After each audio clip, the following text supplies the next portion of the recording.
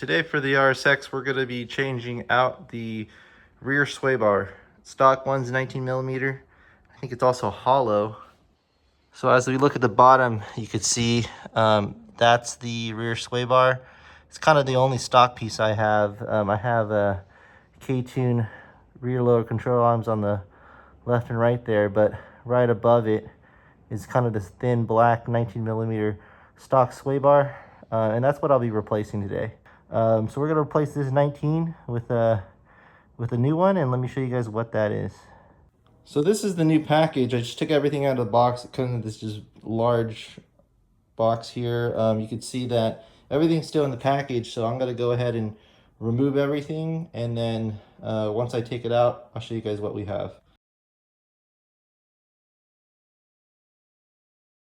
All right, so we have everything here. I've taken pretty much everything apart except the bags, but I just wanted to show you guys what we have today, because I used to have this thing 10 years ago, and for the most part it's the same, but there's a few things that are a little bit different, and let me point those out to you. This is a 24 millimeter sway bar. It's solid, and so it's well constructed. It also gives you just kind of this rear brace, which is the center brace. Just stiffens up the chassis, because when you run a stronger, a thicker sway bar like this one, it's really got to put a lot of stress on where it's connected to, which is that kind of that center brace. And so that, because it gives you this new Progress one, it's pretty thick, a lot stronger. It's just kind of an extra support beam for underneath the car. So that's the same. What's different, what I noticed, and everything else is the same as the hardware that you connect all the pieces to. You also get new sway bar bushings, sway bar end link bushings for the rear, as well as these kind of connection points. So you're pretty much going to replace the OEM one and use these ones. These are polyurethane. So what does that mean? They're going to be a little bit more squeaky, so they're going to give you that grease to install it with. But what's new? What's new about the Progress sway bar that I was running 10 years ago is they used to give these really pretty much sway bar end links that were just bolts. They were adjustable. They were just kind of these like dangling bolts. And now what they're giving you are these two part numbers. As you can see here, it's the 04 3017F, 3018M. And they're adjustable sway bar end links. And so they're a little bit more beefier. They're kind of like white lines end links, I would say. They look really good. And we're going to be able to, see how this runs. I think this is a huge upgrade from people that used to run Progress. My old car used to run Progress, and we have these new sway bar end links that we can actually leverage compared to the old just kind of metal washer system that they had.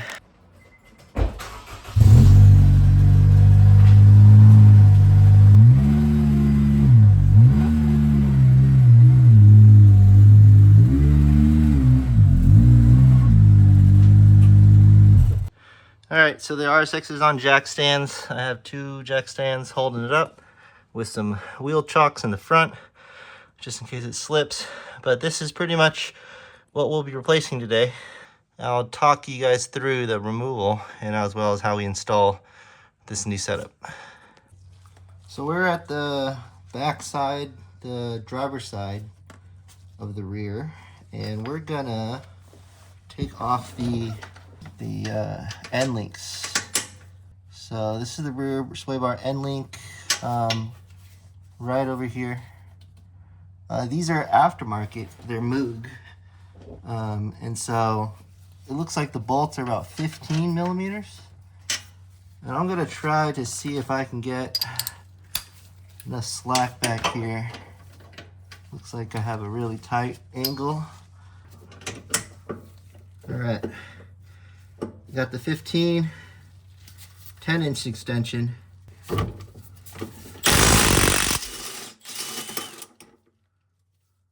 Next thing we're going to do is take off these two bolts here. These are 12, holding the supports.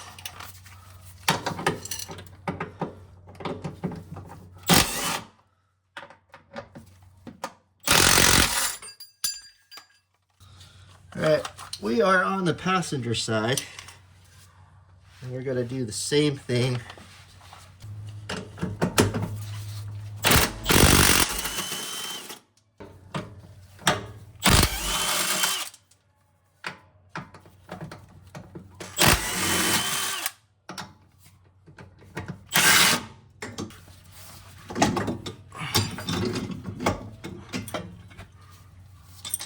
As you can see, I've removed the stock sway bar, pulling it out here.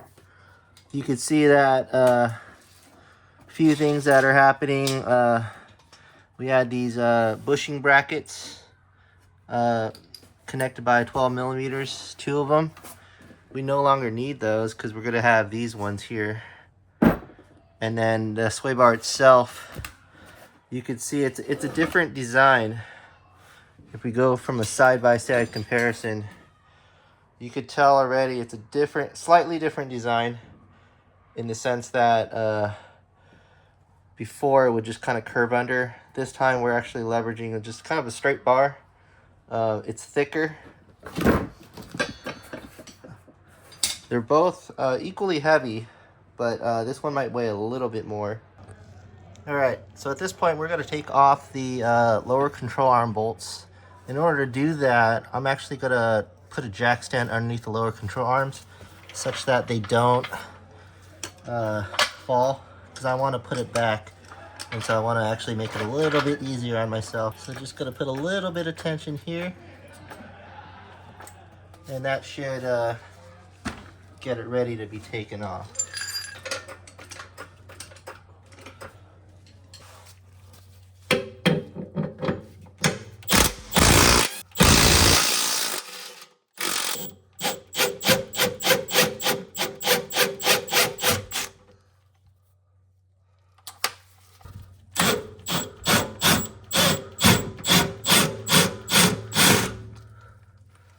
All right, so now that we have the bolts removed, we're going to replace it with the progress bar. We're going to put the inner lower control arm bolts and replace it with this one. This is going to be a 19 millimeter bolt, and we're going to use the spacers and the washers as well. So I already have a washer inserted into this new bolt. These are M12 bolts from the manual. And they're going to be 19 millimeters to take it out. And then we're going to have these spacers, and they're going to go right behind the progress bar. So if you look at this progress bar, we're going to put the first bolt in with the washer, and then we're going to put the spacer right behind it, as you can see there. And so when we actually bolt it onto the chassis, that's how we're going to do it. So what we're going to do now is just put the washers on and the spacers all together like I had before. So over here I'm using 2 jack stands, one to keep the wheel up and one to actually hold the lower control arm, because the wheel without the rear subframe bolts, it's pretty much pushing it in, and so I'm using the jack stands to hold it out. Once you get the hole lined, as I mentioned before, you're going to have this M12 bolt, which is 19 millimeters socket with a washer, and then where you take the spacer, you can put it right behind it, and then we're gonna just put it right in.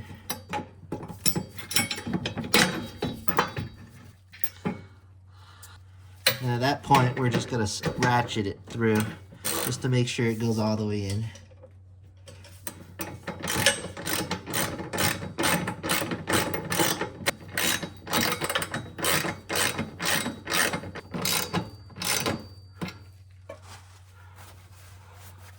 All right, once that's in, we're gonna do the other one.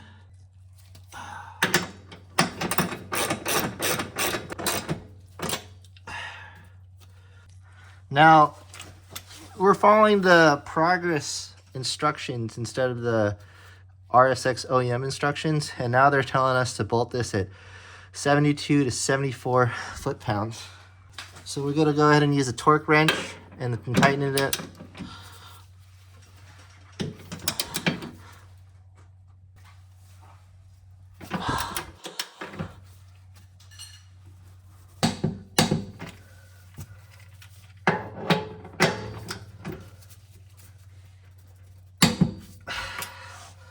And that's on tight. So at this point, what we're going to do is assemble the sway bar end links, as you see here. They came in separate pieces with this kind of nut here. And what we're going to do is just kind of thread them together. And the instructions say put them about 2.5 inches apart from the center line, or 63 to 64 millimeters.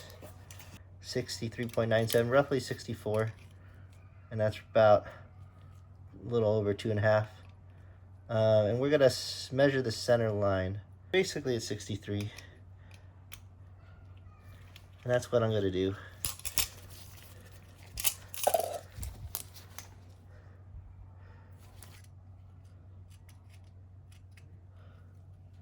And it's pretty much also at 63. For now, I'm gonna tighten this bolt.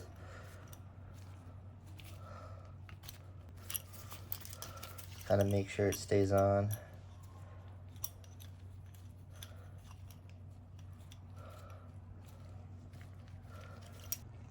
So after we measure these at like 2.5 inches to 63 to 64 millimeters to the center, we're gonna mount it to the sway bar on one side. That way we don't have to do it later. All right, so we're over here at the sway bar. And what we're gonna do is mount the end link to the outermost section. This is gonna be the softest setting here. What we're gonna do is we're gonna get a 5mm hex key, which is this one. That's gonna let us hold it in place. And then we're gonna take the nut, spin it across, and make sure it's tight. We'll be able to manipulate it, as you can see here. And so what I have also is a 14mm, and we're just gonna tighten it through.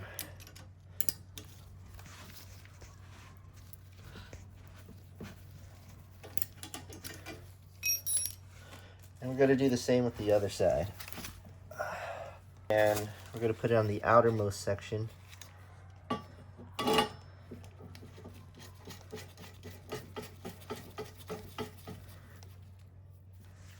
And then we're going to tighten this as well. We're going to want to torque this down at 42 foot-pounds.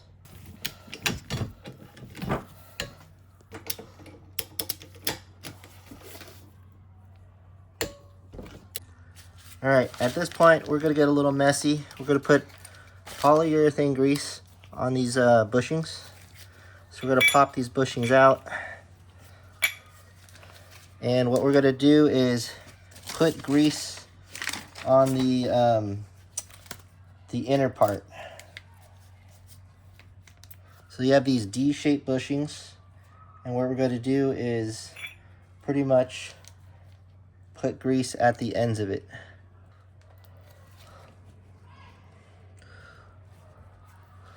So what they say is you're supposed to apply it to the bore of each end. I'm going to do it all the way inside as well as the outside. And I'm going to be real generous on this too, because I know these are known to squeak, and I just want it to be thoroughly applied. All right, this is the last of it. Pretty much all there. So now that the grease is on, we're just gonna reinsert these onto the sway bar. All right, so we have quite a bit of stuff going on now. So we're gonna take the bar, I'm gonna place it right here. And what we're gonna do is open up the bushing, place it on the inside of the bar. As you can see there, there's a little connection holder there, and we're just going to put the bracket right on top. We're going to do the same with the other side.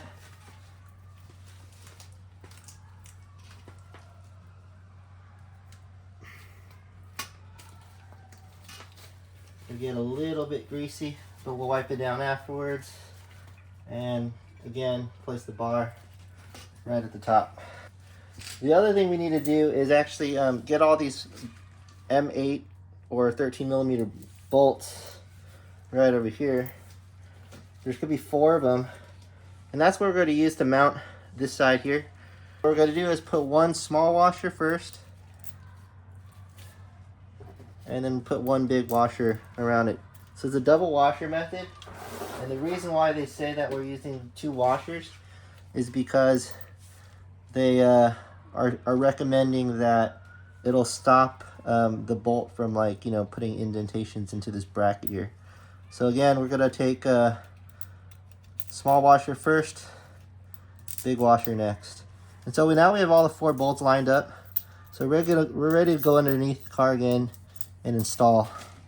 So I'm gonna slide underneath the car at this point. So right now I'm gonna install the bar. And what we're gonna do is just position the bolts in place just to make it easier.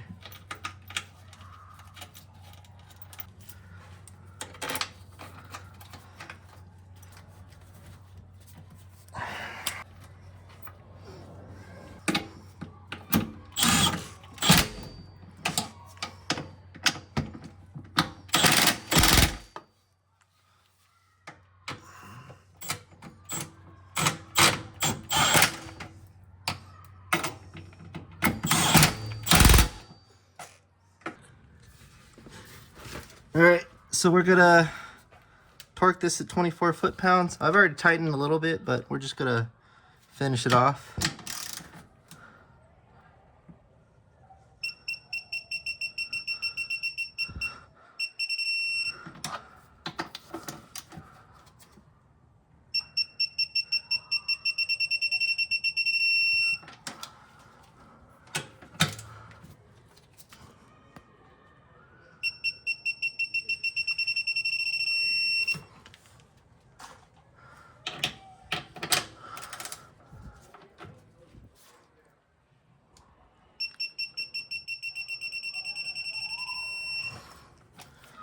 Next thing you know, we're almost done. So the last thing we need to do is actually put on the, connect the sway bar end links to the control arms. So right here is the driver's side sway bar end link. I've already inserted one of them into where it's supposed to go. So all we need to do is put the washer, or the nut back on. Sorry, not washer, the nut. And we're gonna do the same thing. Take a 14.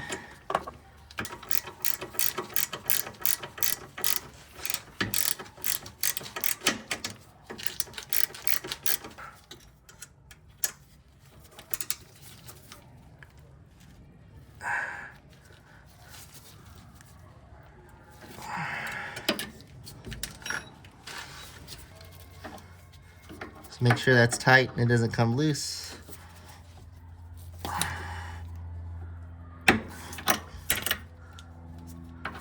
And I don't think that's gone anywhere at this point. Perfect.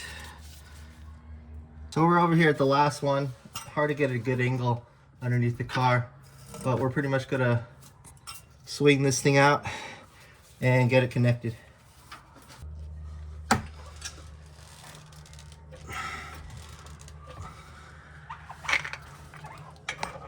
All right, so right over here, we have the jack stand pushing up this kind of knuckle up, and that's going to give us enough clearance to get this sway bar end link into the hole, because at some point it was just a little too tight to swivel it that way.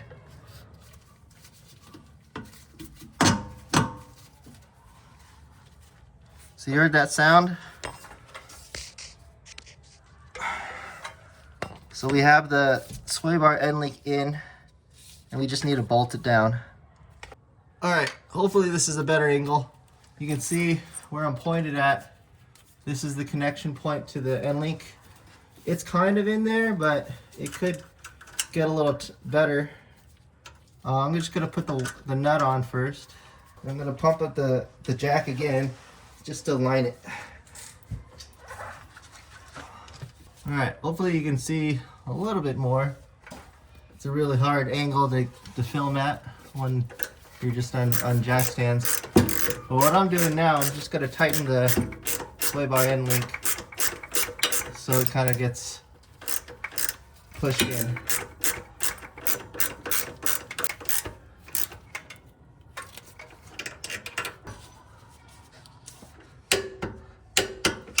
And that's torqued.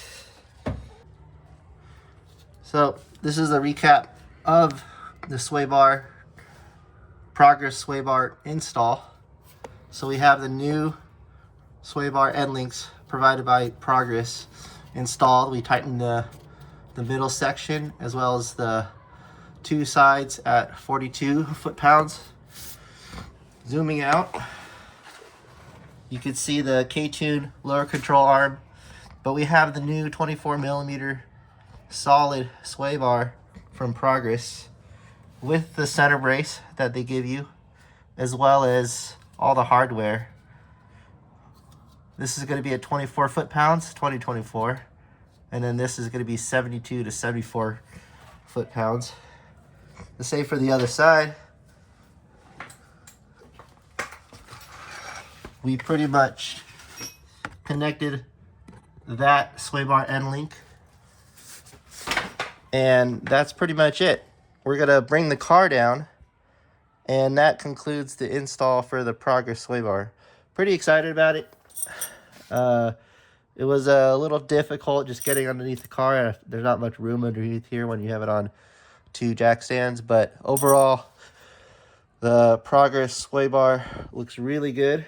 I've ran this before, so I don't think it's gonna have any trouble with what I have currently today. It's just gonna run a little stiffer. But we'll see. We'll see over the next few months as I drive it, just kind of get a feel for the car. But thanks for watching. Like and subscribe to my channel if you like the content for the RSX. And I'm getting pretty close to really just tuning the suspension, and this sway bar is just that final touch.